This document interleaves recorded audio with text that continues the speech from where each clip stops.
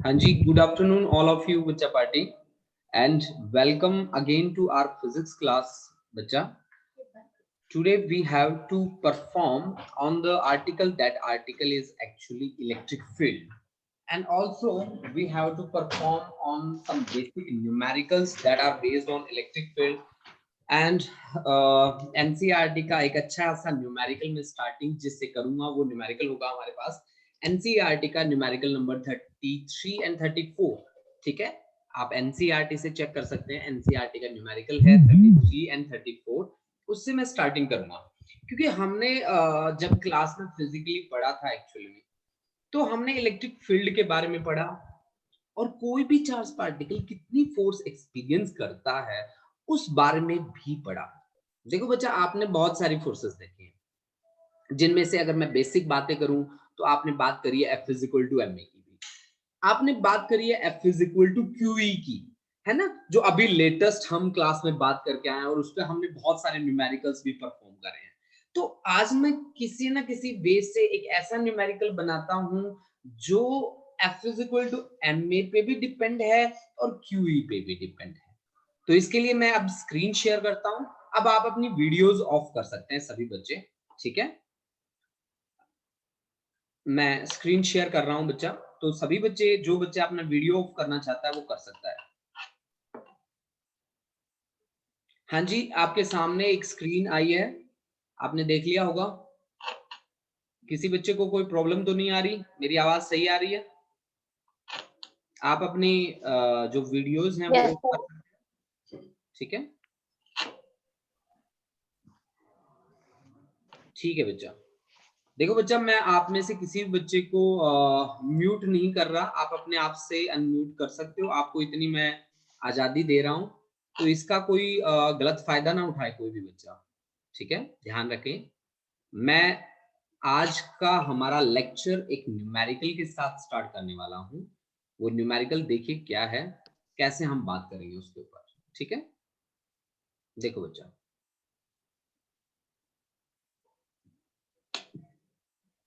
देखिए, देखो बच्चा, numerical number 33 of NCERT 1.33 numerical की मैं बात कर रहा हूँ।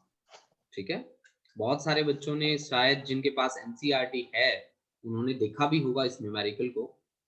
हाँ जी, ईशान जी, ईशान कुछ कहना चाहते हो बच्चा? हाँ जी सर, मैंने पूछना था ये जो लेक्चर है ये आप यूट्यूब पे डालोगे ना अपने चैनल पर? हाँ जी, हाँ जी, बिल्कुल बच्चा, बिल्कुल। देखिए, मैं स्टेटमेंट बोलता हूँ इस क्वेश्चन की। ये क्वेश्चन मेरे पास कुछ इस तरह से दिया गया है कि मेरे पास एक चार्ज पार्टिकल है जिसका मास है m। एक चार्ज पार्टिकल है बच्चा, सभी बच्चे बिल्कुल ध्यान से सुनेंगे। जो जो इस न्यूमेरिकल को कर जाएगा, फिर मैं एक न्यूमेरिकल आप लोगों के लिए दूंगा, आप लोगों के ट्राई करने के लिए, और देखूंगा कि कितने बच्चे उस पे वर्क कर सकते हैं। मास m है, m मास का एक चार्ज पार्टिकल है, चार्ज्ड पार्टिकल है। ठीक है, मैं न्यूमेरिकल की स्टेटमेंट बता रहा हूं आपको। और उस चार्ज पार्टिकल के पास चार्ज है q के इक्वल, q चार्ज है बच्चा उसके पास। ठीक है, और वो मूव कर रहा है with velocity vx, vx velocity से मूव करता है वो। ठीक है, अब आपको क्या कहा गया कि हमने एक इलेक्ट्रिक फील्ड अप्लाई किया, हमने एक इलेक्ट्रिक फील्ड अप्लाई किया। ठीक है, तो हमें क्या निकालना है कि उसका फार एज जो है, फार एज पे वर्टिकल डिफ्लेक्शन निकालना है, वर्टिकल डिफ्लेक्शन फाइंड करना है। ठीक है ना, फार एज पे वर्टिकल डिफ्लेक्शन कितना होगा ये बात आपसे पूछिए। मतलब अगर मैं आपको डायग्राम के हिसाब से समझाना चाहूं तो कुछ इस तरह की बातें करी गई हैं, देखिए। ठीक है, देखो, मान लीजिए कि आपको एक इलेक्ट्रिक फील्ड बना के दिया गया, और हाँ, मैं आपको बता दूं कि उस पे नेगेटिव चार्ज है। नेगेटिव चार्ज है मतलब मेरे पास इस तरह का कोई पार्टिकल है, उसको मैंने फील्ड में मूव करवाना। देखिए, मैं फील्ड बना रहा हूं इनिशियली, तो मेरे पास नेगेटिव चार्ज है, नेगेटिव चार्ज है, तो यहां मैंने पॉजिटिव चार्ज रखा, प्लेट को पॉजिटिवली चार्ज किया, और यहां किया मैंने उसको नेगेटिवली चार्ज, नेगेटिवली चार्ज। ये देखिए, मैंने नेगेटिवली चार्ज किया, और इनिशियल जो मेरे पार्टिकल का प्रोजेक्शन था वो कुछ इस तरह से था। इनिशियल जो प्रोजेक्शन था वो कुछ इस तरह से था। पार्टिकल हमारा उस स्क्रीन पे जाके स्ट्राइक करेगा। कहाँ पे स्ट्राइक करेगा? चलो देखते हैं। ठीक है, हमने यहाँ पे एक स्क्रीन लगा दी बच्चा, ऐसी ऐसी स्क्रीन लगा दी जहाँ पे पार्टिकल इनिशियली तो सीधा स्ट्राइक कर रहा था, बट जैसे ही मैंने फील्ड अप्लाई किया और मैंने कहा कि ये नेगेटिवली चार्ज पार्टिकल है, तो नेगेटिव को नेगेटिव क्या करेगा? रिपेल करेगा। पॉजिटिव क्या करेगा? उसे अट्रैक्ट करेगा। तो पार्टिकल ने यहाँ से जैसे ही चलना शुरू किया, यहाँ फील्ड में आते ही हल्की हल्की डिफ्लेक्शन वो महसूस करने लग गया। आप एक बात नोट कर लीजिए, जब पार्टिकल के ऊपर परपेंडिकुलर फोर्स लगती है तो उसकी स्पीड चेंज नहीं होती, उसकी डायरेक्शन चेंज होती है। तो उसकी स्पीड चेंज नहीं होती, उसकी डायरेक्शन चेंज होती है। ये बात आप नोट करके रखें। अब हमने क्या कहा कि फील्ड में वो नेगेटिवली चार्ज पार्टिकल था, नेगेटिव को नेगेटिव रिपेल कर रहा था, पॉजिटिव अट्रैक्ट कर रहा था, तो बेचारा ऐसे ऐसे ऐसे ऐसे ऐसे, ऐसे चलता गया। और जैसे ही वो फील्ड से बाहर निकला, वैसे ही उसने जाके दीवार पे स्ट्राइक हो गया यहाँ पे। ठीक है, तो इसने क्या पूछा हमसे? इसने पूछा कि फार एज पे डिफ्लेक्शन कितना है, फार एज पे कितना डिफ्लेक्शन हुआ है। मतलब डिफ्लेक्शन मींस मेरे को ये वैल्यू चाहिए, मेरे को ये वैल्यू चाहिए, ये वैल्यू, ये डिफ्लेक्शन वर्टिकल डायरेक्शन में, मैं इसको y कंसीडर कर रहा हूँ। क्लियर? मैं इसको y कंसीडर कर रहा हूँ। ठीक है जी। अब मुझसे पूछा क्या कि आप हमें y की वैल्यू बता दीजिए सर, y की वैल्यू कितनी होगी? और न्यूमेरिकल नंबर 34 एनसीईआरटी का, उसमें मेरे से क्वेश्चन किया गया कि वैल्यूज दे दी मुझे, और वैल्यूज देके मुझे कहा कि वैल्यू पुट करके सर आंसर भी बता दीजिए। तो पहले तो आप y की वैल्यू निकालते हैं। कैसे निकालेंगे? मैंने देखा कि इनिशियली मेरा ऑब्जेक्ट रेस्ट में था, तो u मैंने 0 ले लिया। u जैसे मैं 0 लेता हूं, from the equation s is equal to ut plus half a t square, half a t square. ठीक है, तो यहां से s इज इक्वल टू मेरा बन जाता है हाफ a इंटू टी का पावर 2। क्लियर? अब मैंने इसकी लेंथ मानी है l, और इस l लेंथ में वो vx स्पीड से चला है। ऑफ कोर्स उसकी स्पीड vx ही है बच्चा। ठीक है, हमने क्या मानी उसकी स्पीड? उसकी स्पीड हमने मानी है vx के इक्वल। क्लियर है इतनी बात? l लेंथ है, vx स्पीड से चला है, तो इस फील्ड को क्रॉस करने में उसे टाइम कितना लगा है? टाइम क्या होता है? टाइम होता है डिस्टेंस डिवाइड बाय स्पीड ना। तो डिस्टेंस कितना है? L के इक्वल, और स्पीड कितना है यहाँ पे? Vx के इक्वल, क्योंकि स्पीड की वैल्यू हमने चेंज नहीं करी है। तो टाइम तो उसे इतना लगेगा इसे क्रॉस करने में। अब एक्सेलरेशन कितना है? हाँ जी, अब बात आती है कि मास m का पार्टिकल है, मास कितना है उसके? m के बराबर, तो उस पे फोर्स कितना लगना चाहिए?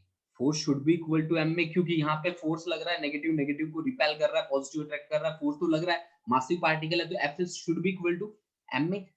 और दूसरा, इलेक्ट्रिक फील्ड भी तो है ना भाई, इलेक्ट्रिक फील्ड के कारण भी तो चार्ज पार्टिकल फोर्स एक्सपीरियंस करता है।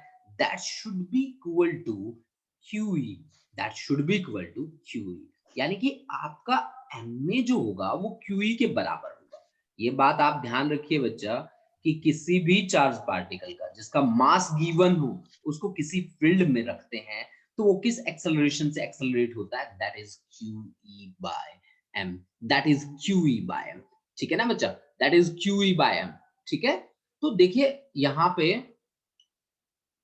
हमारे पास today is my first day, I don't which topics are covered in the previous classes. जो भी बच्चा आज पहली बार आया, प्लीज डोंट वरी, आप मेरे साथ एक बार देखते रहिए कि हम किस तरह से काम कर रहे हैं। आप अपना स्टाइल समझिए काम करने का। ठीक है, आप ये बात मत सोचिए कि आज मेरी पहली क्लास है कि दूसरी क्लास है, ये मैटर नहीं करती। ठीक है, आप देख सकते हैं यहाँ, अगर आपका कॉन्सेप्ट थोड़ा सा पकड़ने की कोशिश कीजिए, मैं दोबारा से रिवाइज भी करवाऊंगा आपको ये कॉन्सेप्ट्स।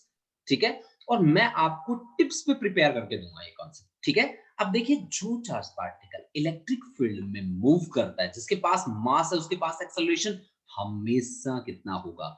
QE by m होगा। ये बात आज आप बिल्कुल अच्छे तरीके से नोट कर लें। ठीक है जी। अब देखो, मेरे पास एक्सेलरेशन है और मेरे पास टाइम भी है।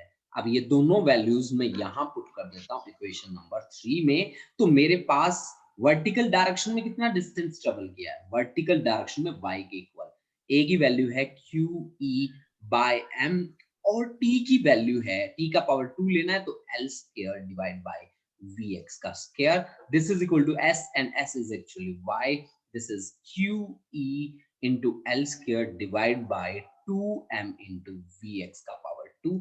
ये है NCERT का न्यूमेरिकल नंबर 33, ठीक है, तो ये उसका आंसर है। अब नेक्स्ट क्वेश्चन में हमें चार्ज की वैल्यू दे रखी है, हमें इलेक्ट्रिक फील्ड की वैल्यू दे रखी है, वेलोसिटी की वैल्यू गिवन है, तो उनकी हेल्प से हम कंप्लीट वर्क कर सकते हैं। हाँ जी, अगर आप इसको किसी के साथ कंपेयर करना चाहते हैं तो आप इसको कंपेयर कर सकते हैं y इज इक्वल टू किसके साथ, हाफ जी टी स्क्वायर के साथ कंपेयर कर सकते हैं। ये इक्वेशन कैसी इक्वेशन है, प्रोजेक्टाइल वाली इक्वेशन है। क्या आप इसको प्रोजेक्टाइल के इक्वेशन के साथ कंपेयर कर सकते हैं? हाँ जी, हम बिल्कुल कर सकते हैं, क्योंकि हमारा पाथ यहाँ पे एक्चुअली क्या रहा है, पैराबोला रहा है। ये कॉन्सेप्ट किसका है, हाफ जी टी स्क्वायर के साथ कंपेयर करना, हॉरिजॉन्टल प्रोजेक्टाइल का कॉन्सेप्ट है ये, ठीक है। तो आप यहां से ये जो रिजल्ट आया मेरे पास y is equal to QE L square by 2m vx square, बहुत ही अच्छा रिजल्ट है, आपके दो न्यूमेरिकल बन जाते हैं यहाँ से। अब हम बढ़ते हैं नेक्स्ट न्यूमेरिकल की ओर। अगर कोई बच्चा स्क्रीनशॉट लेना चाहता है तो फटाफट से स्क्रीनशॉट ले लीजिए। फिर आज मैं एक नए कॉन्सेप्ट की ओर मूव कर रहा हूँ, that concept is electric field lines. क्या होती है इलेक्ट्रिक फील्ड लाइंस, कैसे हम उसकी प्रेजेंटेशन देंगे, क्या इंफॉर्मेशन हमें वो प्रोवाइड करते हैं, all these things we have to study in this lecture, ठीक है। चलो हम बात करते हैं, मैं इसको इरेज करने वाला हूँ, ठीक है। सर बस आंसर यही है। अरे मैंने इरेज कर दिया बच्चा, ठीक है। हाँ जी बोलिए, क्या बोल रहे हैं आप? सर यही आंसर था वो जो इक्वेशन एंड में बनी। हाँ जी, लास्ट में जो इक्वेशन बनी थी हमारी y is equal to QE L square by 2m into vx square, वही आंसर था हमारा, ठीक है। Okay sir. हाँ जी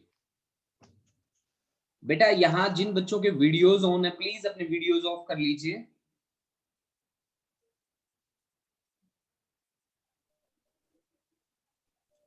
जिन बच्चों के वीडियोस ऑन हैं प्लीज अपने वीडियो ऑफ कर लीजिए बच्चा, ठीक है। हाँ जी, दैट्स गुड। अब देखिए जी, अब हमारे पास हमारी क्लास का कंटिन्यू लेक्चर होता है स्टार्ट यहाँ से। इलेक्ट्रिक फील्ड लाइन क्या चीज होती है, कैसे हम डिफाइन करेंगे इलेक्ट्रिक फील्ड लाइंस। वैसे तो ये कॉन्सेप्ट जो है वो इमेजिनरी कॉन्सेप्ट है, लेकिन इसका बिहेवियर है ना वो एक्चुअली रियल है, ठीक है। इसका बिहेवियर बिल्कुल रियल बिहेव है, इमेजिनरी बिल्कुल भी नहीं है। तो इलेक्ट्रिक फील्ड लाइंस, ठीक है, कैसी फील्ड लाइंस हैं, कैसे हम बात करेंगे। आपको पता है ना बच्चा, हमने क्या बात करी, हमने लास्ट टाइम इलेक्ट्रिक फील्ड के बारे में बात करी। हमने कहा कि सर एक होता है सोर्स चार्ज, ठीक है, और इसके फील्ड के अंदर मतलब इसके चारों ओर कुछ जगह है, उस जगह में कहीं पे मान लीजिए कहीं पे इससे r डिस्टेंस पे मैंने रख दिया कोई चार्ज, r डिस्टेंस पे मैंने रख दिया कोई चार्ज, कोई चार्ज मान लीजिए ये है आपका Q नॉट, वो चार्ज r डिस्टेंस पे मैंने रखा उसको। मैंने कहा सर ये तो बहुत बड़ा चार्ज है सर, इसका तो इफेक्ट है ना इसके चारों ओर फैला हुआ है, लेकिन ये तो बेचारा बहुत छोटा चार्ज है, ठीक है, पॉजिटिव भी है और बहुत स्मॉल है सर, बहुत स्मॉल है। तो इसका मतलब क्या हुआ कि ये जो बड़े वाला चार्ज है, जिसको मैंने कहा कि ये तो खुदा है सर, भगवान है ये तो ये इसको मैंने लिखा क्या, सोर्स चार्ज लिखा। तो मैंने कहा जी सोर्स चार्ज से r डिस्टेंस पे मैंने एक छोटा सा बिल्कुल मरा सा चार्ज बैठाया, तो इसने क्या किया बेचारे पॉजिटिव ने इसको मारा धक्का और ये बेचारा इधर भाग गया। ये देखो अब इधर भाग गया। अब कहानी क्या हुई कि इससे Q नोट से ये पूछा गया कि कैपिटल Q की स्ट्रेंथ कितनी है, उसकी इंटेंसिटी कितनी है, उसकी ताकत कितनी है। तो इस बेचारे मरे से चार्ज ने कहा कि यार बहुत ताकतवर है, ठीक है। अब उससे पूछा कि फील्ड की इंटेंसिटी बता भाई, मुझे मेजर करनी है। तो उसने कहा कि फोर्स जितनी लगी है किसके ऊपर? टेस्ट चार्ज के ऊपर। वो क्या है? इलेक्ट्रिक फील्ड की स्ट्रेंथ है। अगर मैं फोर्स निकालना चाहूं दो चार्जेस के बीच, तो फॉर्मूला मुझे याद होता है कि Q1 Q2 divide by R square. Q1 की जगह पे यहाँ पे है कैपिटल Q, Q2 की जगह पे Q नॉट और डिवाइड बाय डिस्टेंस, तो वही है R स्क्वायर। तो इलेक्ट्रिक फील्ड क्या बन जाता है? इलेक्ट्रिक फील्ड बन जाता है force per unit test charge, जो आपके पास रिजल्ट बनता है K Q bye R square. This is the actual definition of electric field intensity in mathematical form। बच्चा, आपको जितनी भी डेरिवेशंस करनी है उनमें सारे में यही कॉन्सेप्ट लगना है। अब ध्यान क्या रखना आपको कि ये जो कैपिटल Q है ना, ये सोर्स चार्ज है, सोर्स चार्ज। और नीचे जो R मैंने मेंशन किया है, R वो है बच्चा डिस्टेंस। अब डिस्टेंस किस किस के बीच का?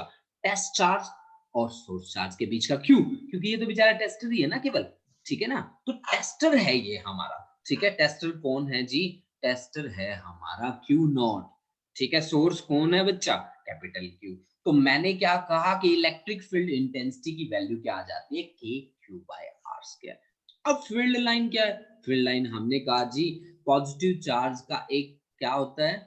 चार्जेस का एक स्टार्टिंग पॉइंट भी होता है, नेगेटिव और टर्मिनेटिंग पॉइंट भी होता है। ये मेरे पास नेगेटिव। तो फील्ड लाइन की जो मोमेंट है वो होती है पॉजिटिव से लेकर नेगेटिव तक। पॉजिटिव का मतलब है हायर पोटेंशियल, नेगेटिव का मतलब है लोअर पोटेंशियल। मतलब हायर पोटेंशियल से लोअर पोटेंशियल की ओर मूव करती है कौन? Field lines. फील्ड लाइंस क्या है? इमेजिनरी लाइंस है व्हिच मे बी स्ट्रेट और कर्व्ड सच दैट, किस तरह से कि उनके किसी भी पॉइंट पे आप टेंजेंट ड्रॉ कर दीजिए, that tangent will represent the direction of electric field at that point. चलो बच्चा फिर इसकी डेफिनेशन लिखते हैं। भाई हमने कहा कि इमेजिनरी लाइंस है, हमने कहा कि इमेजिनरी लाइंस हैं जी which may be straight or curved, which may be straight, जो straight भी हो सकती हैं जी और कर्व्ड भी हो सकती हैं, कर्व्ड भी हो सकती हैं, ठीक है। which may be straight or curved such that tangent at any point, tangent at any point gives the direction of electric field at that point, gives the direction of electric field at that point, direction of electric field at that point, electric field at that point, at that point। Clear है? अब देखिए बच्चा, हमने क्या कहा कि इनका एक स्टार्टिंग पॉइंट भी होगा और एंडिंग पॉइंट भी होगा। यानी कि आप सोच के देखो, आप इनका स्टार्टिंग पॉइंट है और एंडिंग पॉइंट है, तो इसका मतलब है कि work done is not equal to zero. इनके लिए वर्क डन जीरो नहीं होगा बच्चा। जबकि आप मैग्नेटिक फील्ड लाइन के लिए बात करें तो वो कंटिन्यूअस होती है। मैग्नेटिक फील्ड की अगर मैं बात करूं तो मैग्नेटिक फील्ड लाइन कैसे मूव करती है, मैं ऊपर बना रहा हूं हल्का सा डायग्राम। ये देखिए, ये आपके पास है नॉर्थ पोल और ये है बेटा south pole. Magnetic field line outside start होती है नॉर्थ से और साउथ जाती है, और इनसाइड साउथ से north, outside north to south और इनसाइड साउथ टू नॉर्थ। यानी कि ये क्लोज लूप फॉर्म करती है, जिसके लिए डिस्प्लेसमेंट क्या होता है? जीरो। डिस्प्लेसमेंट जीरो होता है तो वर्क डन भी इनके लिए क्या होता है? जीरो। मतलब no energy is required. But यहाँ पे अगर मैं देखूं तो फील्ड लाइंस, कौन सी field line? Electric field line कहां से स्टार्ट हुई? पॉजिटिव से। कहां टर्मिनेट हुई? नेगेटिव पे। तो इसका मतलब है कि अगर उनका स्टार्टिंग और एंडिंग पॉइंट है तो आपकी एनर्जी जीरो नहीं होगी, कुछ ना कुछ एनर्जी की रिक्वायरमेंट होगी। उस एनर्जी को हम फर्दर चल के इलेक्ट्रिक पोटेंशियल एनर्जी और इलेक्ट्रिक पोटेंशियल से उस पर बातें करी जाती हैं। ठीक है जी, एक तो इन्फो ये आ गई हमारे पास। नंबर दो बात कि फील्ड लाइन जितनी ज्यादा होगी, कि नंबर ऑफ फील्ड लाइन बहुत ज्यादा है, नंबर ऑफ फील्ड लाइंस अगर हमारा इंक्रीज हुआ है, मान लो नंबर ऑफ फील्ड लाइंस बढ़ गया, तो इसका मतलब क्या हुआ पता है? कि फील्ड की स्ट्रेंथ भी क्या हो गई? बढ़ गई। फील्ड की स्ट्रेंथ भी क्या हो गई बच्चा? फील्ड की स्ट्रेंथ भी क्या हो जाएगी? इंक्रीज हो जाएगी। अगर number of field line decrease हुआ तो फील्ड की स्ट्रेंथ भी क्या हो जाएगी बच्चा, डिक्रीज हो जाएगी। That thing you have to. अब देखो बच्चा, मान लीजिए कि आपके पास पॉजिटिव सोर्स चार्ज है, पॉजिटिव है आपके पास एक चार्ज, इस तरह का चार्ज है आपके पास, ये पॉजिटिव चार्ज है बच्चा, है ना। तो पॉजिटिव चार्ज को माना जाता है हायर पोटेंशियल पे, इसको हायर पोटेंशियल के लिए हम कंसीडर करके चलते हैं, ठीक है ना। समझ रहे हैं आप कि पॉजिटिव चार्ज को हायर पोटेंशियल पे कंसीडर किया जाता है, ठीक है। तो पॉजिटिव चार्ज के लिए जो फील्ड लाइंस होंगी वो हमेशा कैसी होंगी बच्चा, आउटवर्ड्स होंगी, हमेशा आउटवर्ड्स होंगी। पॉजिटिव चार्ज के लिए फील्ड लाइंस जो रहेंगी वो हमेशा आउटवर्ड्स रहेंगी, ऑलवेज आउटवर्ड्स, ठीक है ना। हमेशा आपके लिए फील्ड लाइंस जो रहेंगी वो आउटवर्ड्स रहेंगी। इसी तरह से अगर मैं नेगेटिव सोर्स ले लूं कोई भी, मान लीजिए मेरे पास ये है नेगेटिव, ठीक है ना, ये नेगेटिव है, तो नेगेटिव के लिए जो फील्ड लाइंस रहेंगी वो हमेशा इनवर्ड्स रहेंगी बच्चा, ठीक है। नेगेटिव के लिए जो फील्ड लाइंस रहेंगी वो हमेशा इनवर्ड्स रहेंगी, ये बात आपको हमेशा याद रखनी है, ठीक है ना जी। हमेशा आपको ये बात याद रखनी है बच्चा, ठीक है। उसके लिए फील्ड लाइंस जो रहेंगी वो इनवर्ड्स रहेंगी, ठीक है। एक बात और, मान लीजिए कि आपके पास यहाँ पे एक पॉजिटिव चार्ज है, ठीक है, और यहाँ पे भी एक पॉजिटिव चार्ज है, ठीक है जी। ये देखिए, ये आपके पास एक पॉजिटिव है, ये आपके पास दूसरा पॉजिटिव है, ठीक है। तो इनके लिए फील्ड लाइन कैसी रहेंगी, इनके लिए फील्ड लाइन, अगर मान लो कि मैं इनकी एक्सेस कंसीडर कर लेता हूँ, ये एक्सेस हो गई जी, ठीक है। तो इनकी फील्ड लाइन कुछ इस तरह से प्रेजेंटेशन देंगी कि यहां से आगे और ऐसे रिपेल हो जाएगी, यहाँ इसकी फील्ड लाइन भी ऐसे रिपेल हो जाएंगी, यहाँ इनकी फील्ड लाइन भी ऐसे रिपेल हो जाएंगी, यहाँ से ऐसे इस तरह से फील्ड लाइन क्या कर देंगी, एक दूसरे को रिपेल कर देंगी। एक बात आप याद रखिए कि किसी भी सरफेस से फील्ड लाइन हमेशा नॉर्मली बाहर आएंगी, हमेशा नॉर्मली बाहर आएंगी। किसी भी सरफेस से फील्ड लाइन हमेशा नॉर्मली बाहर आएंगी, हमेशा नॉर्मली बाहर आएंगी, ठीक है। मतलब ऑब्लिकली नहीं निकलेंगी वो, मतलब कोई ना कोई एंगल बना के नहीं निकलेंगी वो, ठीक है। हमेशा कितना एंगल बना के निकलेंगी, 90 डिग्री का एंगल बना के ही निकलेंगे, किसके साथ, सरफेस के साथ। एनसीईआरटी का न्यूमेरिकल नंबर 26 देखो, ठीक है, वो आपका फील्ड लाइन पे ही बेस्ड है, ठीक है। ये है हमारे पास न्यूट्रल पॉइंट, जहां पे कोई इफेक्ट नहीं होगा। अगर दोनों चार्जेस सेम अमाउंट के हैं तो न्यूट्रल पॉइंट बीच में लाई करेगा। अगर इनमें से एक चार्ज भी बड़ा है या छोटा है, एक बड़ा है या छोटा है, तो न्यूट्रल पॉइंट स्मॉल चार्ज के पास होगा, न्यूट्रल पॉइंट स्मॉल चार्ज के बिल्कुल पास होगा जी, ठीक है।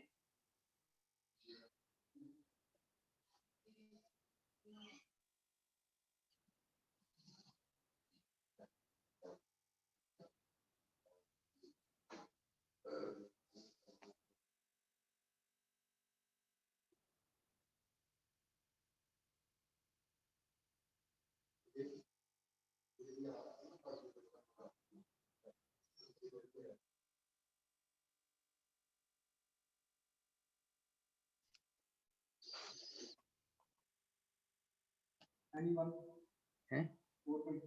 नहीं सर, नहीं। हाँ जी, हम बात कर रहे थे फील्ड लाइंस की।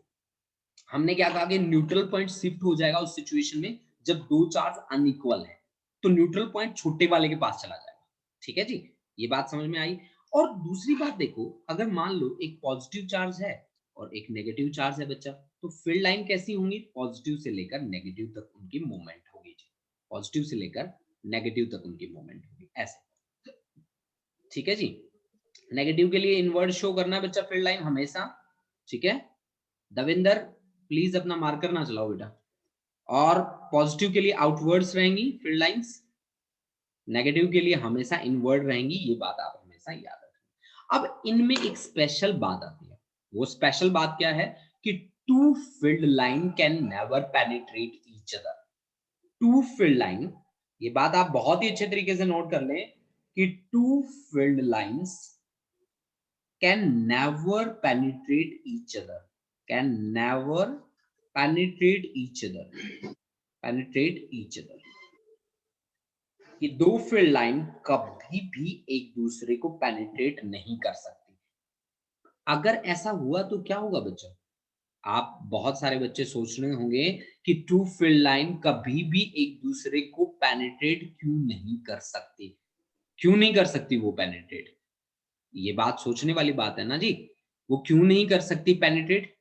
क्योंकि अगर ऐसा हुआ तो क्या होगा फिर? अगर ऐसा हुआ तो मैं बताता हूँ आपको क्या होगा, ठीक है? अमरवीर ने वैसे हाथ उठाया है। हाँ जी, अमरवीर बताइए बच्चे। हाँ जी, बोलो बच्चा। So we can जी, जी, जी, बोलो।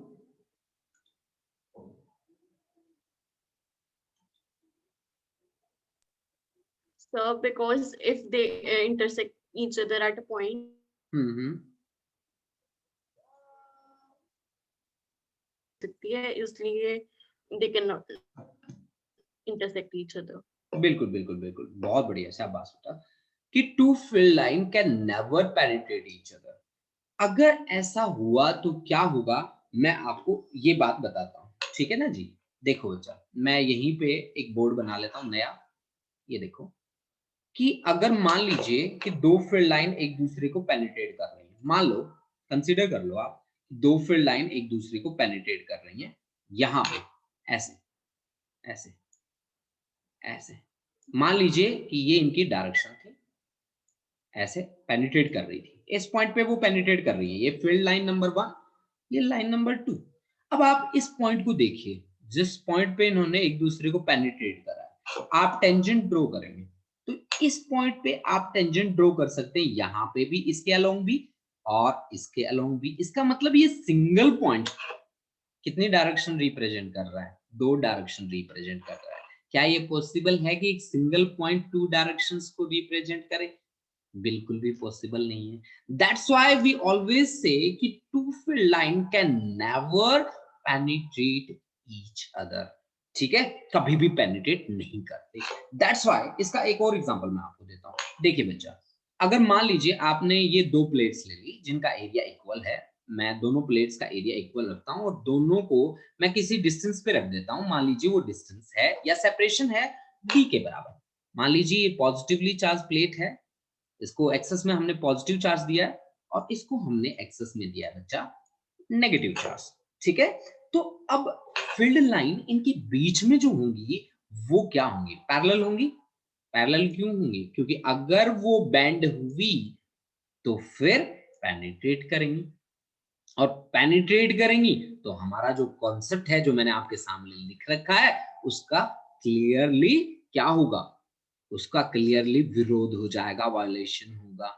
तो फिर ये बात, हाँ, यहाँ बेंडिंग हो सकती है, ऐसा नहीं है कि बेंडिंग नहीं हो सकती, बट केवल कॉर्नर्स पे हल्की फुल्की बेंडिंग आप फील कर सकते हैं। इस दोनों प्लेट्स के बीच में बिल्कुल भी बेंडिंग नहीं होगी, बिल्कुल भी बेंडिंग नहीं होगी। ये बात आप ध्यान रखें बच्चा। अब देखो बच्चा, अपनी बात को आगे बढ़ाते हैं। अब देखो, मैंने एनसीईआरटी का न्यूमेरिकल नंबर 26 देखा आपकी बुक में, तो उसमें मेरे को डिफरेंट डिफरेंट डायग्राम्स बना के दे रखे थे और मुझसे पूछा गया था कि इनमें से कौन सा डायग्राम सही है, कौन सा डायग्राम गलत है। तो देखिए, आप लोगों से भी मैं पूछ ही लेता हूँ अब लगे हाथ, कि बता दीजिए जी, आप भी बता दीजिए कौन सा डायग्राम गलत है, कौन सा डायग्राम सही है। मैं डायग्राम्स आपके सामने बना रहा हूँ अभी, ठीक है? देखिए, एक डायग्राम तो मेरे को ऐसे दिया गया कि एक एरिया एलिमेंट दे रखा है मेरे को, ठीक है? और उस एरिया के सरफेस पे पॉजिटिव चार्ज बैठा रखा था इन लोगों ने। मतलब इसका मतलब था कि ये कंडक्टर है। Inside a conductor net charge is always zero, net electric field is always zero. Net electric field inside a conductor हमेशा जीरो होता है, ये बात आप अब ध्यान रखें। मतलब मैंने आपको कंडक्टर दे रखा है, सीधी सीधी सी बात ये है, ठीक है ना बच्चा? तो इसमें से फील्ड लाइन इन लोगों ने कुछ इस तरह से निकाल रखी है, ऐसे, ठीक है ना? ऐसे, ठीक है? और ऐसे, और यहाँ पे सीधी सीधी निकाल रखी है, सीधी यहाँ से ऐसे, ठीक है ना? मैंने अपनी तरफ से मान के मैं बता रहा हूँ आपको, ऐसी कोई बात नहीं है कि हाँ जी इन्होंने सीधी निकाली है, टेढ़ी निकाली है, ठीक है? तो इनमें से आप थोड़ा सा सोच के देखना कि कुछ फील्ड लाइन टेढ़ी मेढ़ी है, ये देखो कुछ फील्ड लाइन टेढ़ी मेढ़ी है, तो क्या ये डायग्राम एक्सेप्टेबल है? मैंने ये फिगर इसको नाम दे दिया ए। आप लोग मेरे को चैट बॉक्स में जाके मेरे को बताते रहोगे कि फिगर ए गलत है कि सही है, ठीक है ना। ये फिगर ए है आपकी, और दूसरी फिगर बना रहा हूं बच्चा, ठीक है। बहुत से बच्चों का आंसर भी आ गया मेरे पास, दैट्स वेरी गुड। ये बात मेरे को बहुत अच्छी लगती है जब बच्चा फटाक से रिएक्ट करता है, ठीक है। हाँ जी, वेरी गुड, बहुत बढ़िया, शाबाश।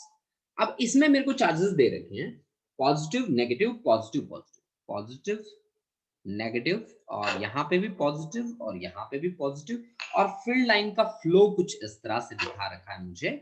इस तरह से मैं आपको दिखा रहा हूं अभी, ये देखो बेटा, बहुत ही अच्छा न्यूमेरिकल है। ऐसा नहीं है कि न्यूमेरिकल में बिल्कुल भी दम नहीं है, दम है इसमें।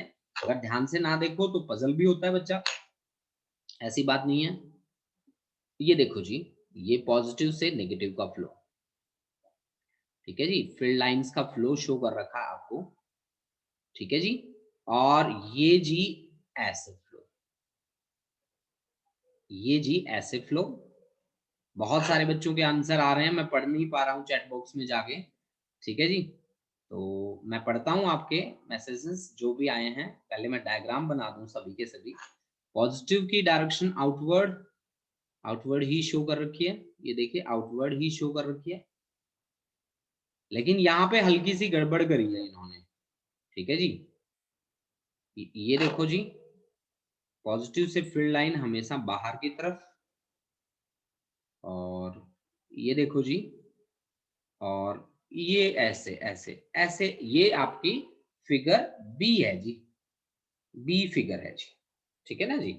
तीसरा हमें दे रखा है बेटा, तीसरा हमें जो दिया है वो है एक पॉजिटिव है, दूसरा भी पॉजिटिव है, इनकी फील्ड लाइंस ऐसे हैं जी, ऐसे हैं, ऐसे हैं कुछ, मैं दिखा देता हूं यहाँ पे फील्ड लाइंस आउटवर्ड शो करी हुई हैं इनकी डायरेक्शंस, ठीक है। एक आपको ये दे रखा है, ठीक है। ये आ गई आपकी तीसरी फिगर, फिगर सी, ठीक है जी। और एक आपको दिखा रखा है, एक यहाँ पे बैठा है पॉजिटिव, यहाँ पे बैठा है नेगेटिव, यहाँ पे बैठा है पॉजिटिव, ठीक है ना जी।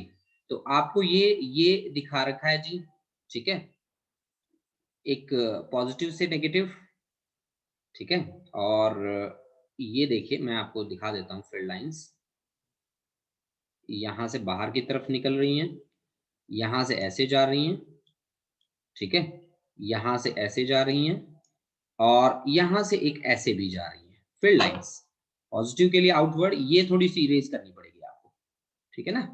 हाँ जी, इसकी आउटवर्ड शो कर रखिए, इसकी भी आउटवर्ड शो कर रखिए, हाँ ये पेनिट्रेट कर रही है एक दूसरे को। ये फिगर आपकी डी है, और एक फिगर में आपको फील्ड लाइन दिखा रखी है, कैसे, क्लोज लूप में दिखा रखी है फील्ड लाइंस, फील्ड लाइंस आपको दिखा रखी हैं क्लोज लूप में। तो आप मेरे को बताइए कितनी फिगर गलत है इनमें से, कितनी सही है।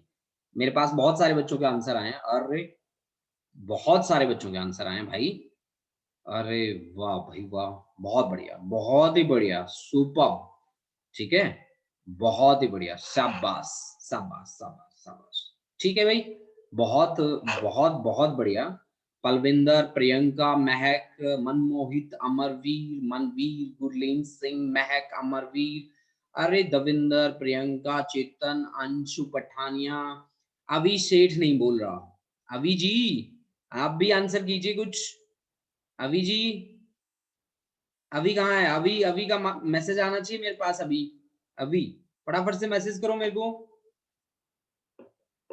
हाँ जी, ठीक है जी। अब जिन बच्चों ने जो आंसर किया है मैं उनकी एक्सप्लेनेशन लिखता हूँ। ये है जी आपका फिगर ए रॉन्ग है जी, रॉन्ग क्यों है, क्योंकि इससे फील्ड लाइंस जो निकलेंगी वो हमेशा कैसे निकलेंगी, नॉर्मल निकलेंगी, ठीक है ना, हमेशा। आप फिगर ए की एक्सप्लेनेशन लिखेंगे हर बच्चा कि किसी भी कंडक्टर से फील्ड लाइंस हमेशा नॉर्मली बाहर आती हैं, हमेशा नॉर्मली बाहर आती हैं, ऑब्लिकली बाहर नहीं आती बच्चा, ऑब्लिकली बाहर नहीं आती, ठीक है जी। आपने ए का आंसर लिखा, ठीक है जी, बी पे आ जाओ। अब बी में आपको क्या कमी लगी, कि बी में मेरे को ये कमी लगी कि ये नेगेटिव से बाहर निकल रही है फील्ड लाइंस, ये देखिए नेगेटिव से बाहर निकल रही है फील्ड लाइंस। ये जो पोर्शन है ये गलत है, ठीक है। नेगेटिव के लिए फील्ड लाइंस हमेशा क्या होती है, इनवर्ड्स होती है, आउटवर्ड नहीं होती।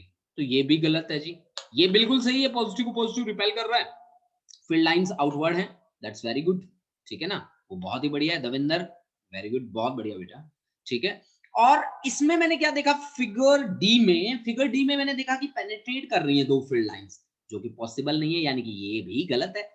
और ई में मैं आपको बता दूं कि इलेक्ट्रिक फील्ड लाइन कभी भी क्लोज लूप नहीं बनाती बच्चा, कभी भी क्लोज लूप नहीं बनाएंगी, तो ये भी गलत है। Electric field lines never form a closed loop, कभी भी वो एक क्लोज लूप फॉर्म नहीं करती। मेरी बात समझ गए सभी बच्चे? मेरी ख्याल से सभी बच्चों को समझ में आई है मेरी बात। अब बढ़ते हैं आगे नए कॉन्सेप्ट पे। इसमें सभी बच्चों का जो आंसर देने का तरीका था, sir I can't hear you, I think my internet is not working. अभी जी कोशिश कीजिए कि आपका इंटरनेट चल जाए, क्योंकि इंटरनेट खराब होना अशुभ संकेत है बेटा पहली क्लास में, ठीक है। तो कोशिश करें कि वो ठीक हो जाए आपका इंटरनेट और आप मेरे साथ काम करना शुरू कर दें, ठीक है जी। ये लो भाई, हमने नेक्स्ट कॉन्सेप्ट पे आ रहे हैं हम लोग। नेक्स्ट कॉन्सेप्ट देखिए क्या है बच्चा, बहुत ही अच्छा कॉन्सेप्ट मैं लेके आया हूं नेक्स्ट वाला। That concept is dipole, electric dipole moment, electric dipole moment. Dipole, dipole word जैसे ही मैंने लिखा ना, मैंने आप लोगों को कहा कि डाइपोल का मीनिंग है दो पोल, एक होगा पॉजिटिव और दूसरा होगा नेगेटिव। यानी कि डायपोल को कौन बताता है, पोलरिटी बताती है। पोलरिटी मतलब एक पॉजिटिव पोल बैठा है और दूसरा एक नेगेटिव पोल बैठा है। मान लीजिए मेरे पास ये एक पॉजिटिव चार्ज है, जितनी अमाउंट का पॉजिटिव है उतनी ही अमाउंट का मैंने नेगेटिव लिया। ये मेरा पॉजिटिव चार्ज है बच्चा और ये मेरा नेगेटिव चार्ज है बच्चा, ठीक है, और ये मेरा नेगेटिव चार्ज है, ठीक है। और दोनों के बीच जो सेपरेशन है वो मैंने लिया है बेटा आर। आर मैंने क्या लिया बच्चा, separation between these two charges, ठीक है। अगर ऐसे दो चार्ज जिनका मैग्नीट्यूड सेम है, डायरेक्शन अपोजिट है, कुछ डिस्टेंस पे हम बैठाएं तो वो डायपोल फॉर्म करता है। इनका जो मिड पॉइंट होगा वो क्या कहलाएगा, of course centre of dipole कहलाएगा।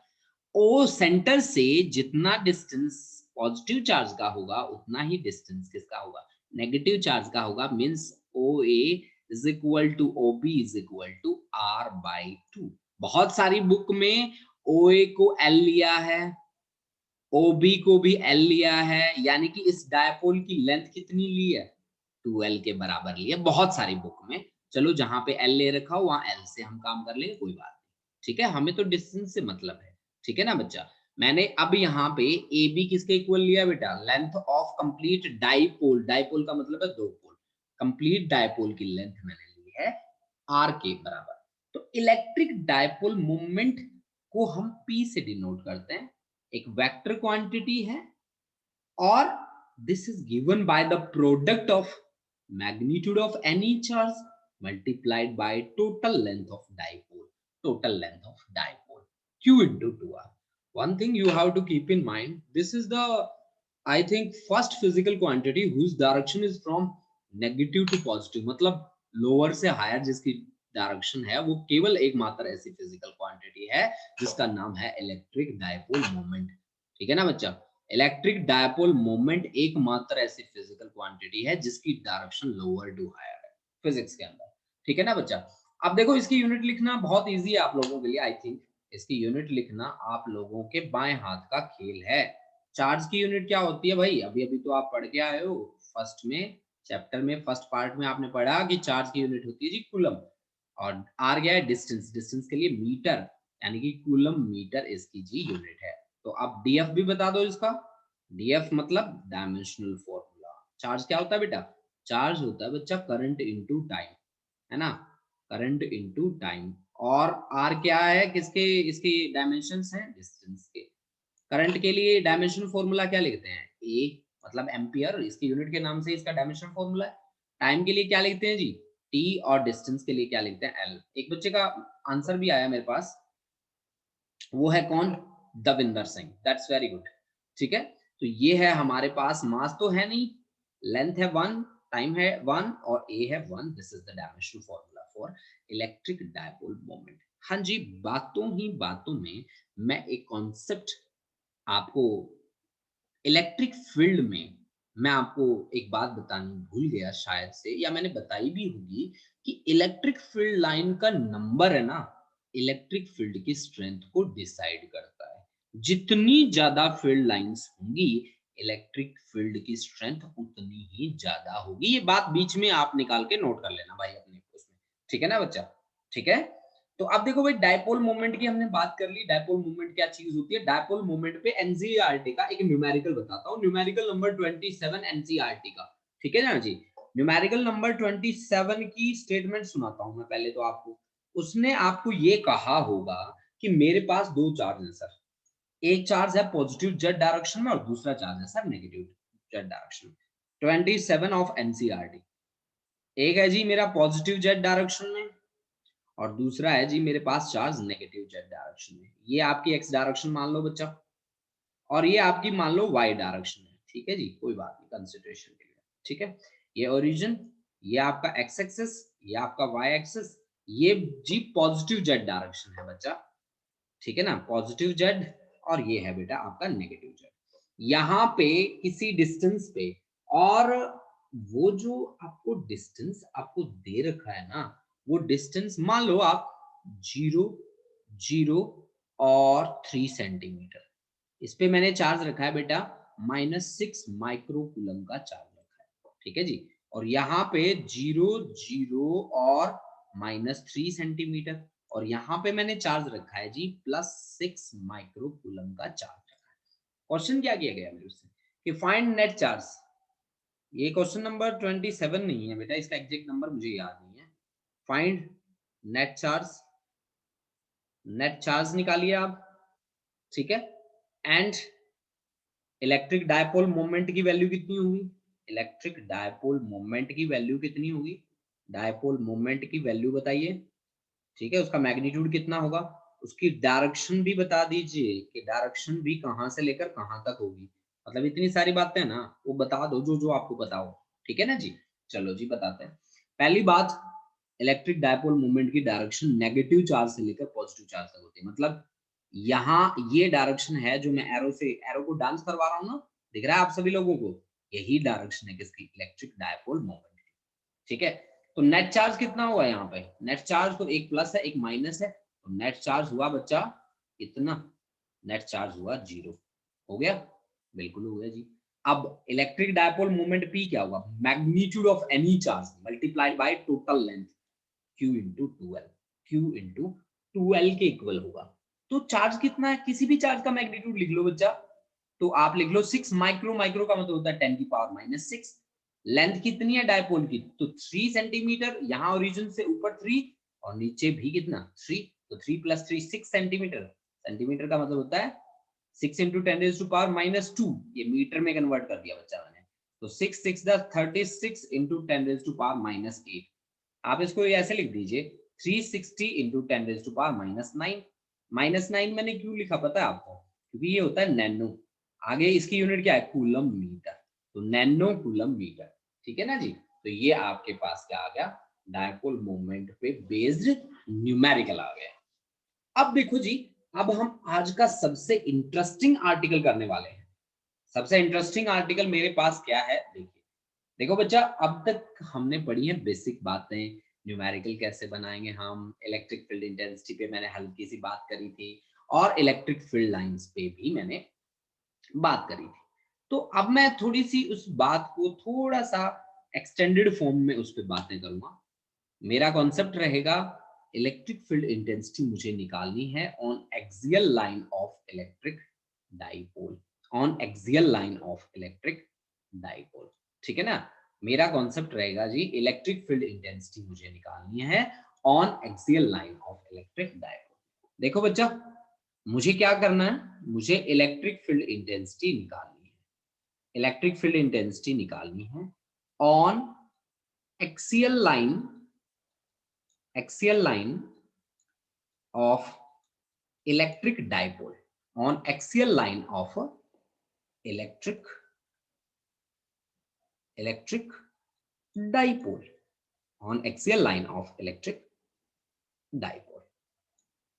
सही है बच्चा, बिल्कुल सही है। Electric field intensity on axial line of electric dipole मुझे निकालना है, ठीक है ना जी। सबसे पहली बात आती है कि एक्सियल लाइन क्या चीज होती है। एक्सियल लाइन वो होती है जो दोनों चार्जेस के सेंटर से पास करती है, the line which passes through the centre of two charges. Axial line का मतलब है the line which passes through centre of two charges, center of two charges, that is axial line. Okay, अब देखो बच्चा, मैंने दो चार्जेस कंसीडर करना है जिनका मैग्नीट्यूड सेम है एक्चुअली, है ना। ये मेरे पास है भाई एक पॉजिटिव चार्ज है, ठीक है, ये पॉजिटिव चार्ज है जी, और यहाँ पे, यहाँ नहीं, इसके नजदीक ही रखता हूँ थोड़ा, यहाँ पे एक नेगेटिव चार्ज हमने रखा है, ठीक है ना। अब दोनों चार्जेस के सेंटर से होकर जो लाइन पास करती है उसको हम लोग बोलते हैं कौन सी, एक्सियल लाइन। यानी कि ये जो लाइन है जो मैंने आपके सामने ड्रॉ करी है वो एक्सियल लाइन है, ठीक है ना बच्चा। तो हमने क्या कहा कि एक तो है सर पॉजिटिव चार्ज और एक है सर नेगेटिव चार्ज, ठीक है, और दोनों के सेंटर से होकर जो लाइन पास करती है वो है एक्सियल लाइन, ठीक है जी। इन दोनों का सेंटर आप मान लो O, मान लिया।